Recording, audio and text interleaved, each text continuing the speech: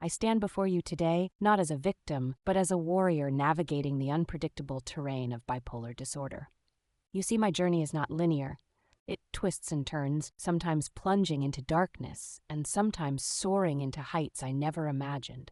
Imagine living in a world where your emotions are like the weather, shifting from calm to thunderstorm without warning. One moment I'm on top of the world, bursting with creativity and energy, feeling invincible. Days like those, I can conquer anything. But then without warning, the clouds roll in, the storm hits, and I find myself trapped in a whirlwind of despair. In the depths of that despair, I faced a moment that would change everything.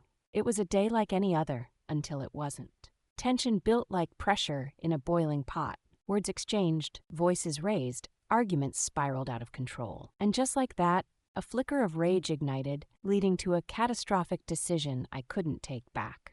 I was arrested for assault causing bodily injury to a family member. Those words echoed in my mind, haunting me. It felt like a heavy chain, one I never wanted to wear, but one I had to acknowledge. The labels, the judgment, the shame, it all pressed down, suffocating. But here's the raw truth. People often associate my disorder with violence and instability. What the world doesn't see is the struggle within. Bipolar disorder isn't just about mood swings, it's about battling thoughts, perceptions, and more critically, the stigma that comes with it. In the days following my arrest, I found myself grappling with guilt and regret. I realized the harm I'd caused, not just to my family, but to myself. I knew I had to confront not only my actions, but the tumultuous emotions that drove them. Therapy became my anchor. It was in those sessions that I began to untangle the web of my mind.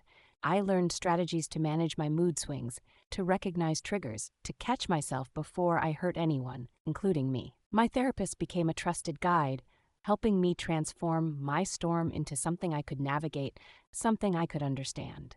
And then came the journey of rebuilding. I took responsibility for my actions, attended anger management classes, and engaged in honest conversations with my family. It was slow, painful, sometimes maddening, but I wanted to forge a new path, one rooted in understanding and empathy. I sought to educate others about bipolar disorder, to break down the misconceptions. The truth is, having bipolar disorder doesn't define who I am. It's an aspect of my existence, not the entirety of it.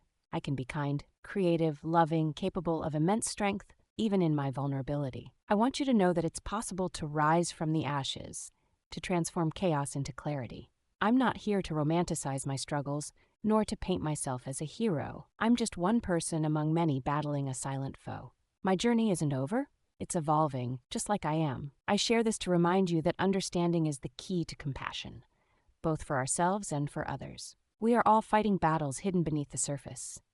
It's time we start talking, sharing our stories, breaking down the walls. So let's challenge the stigma surrounding mental health.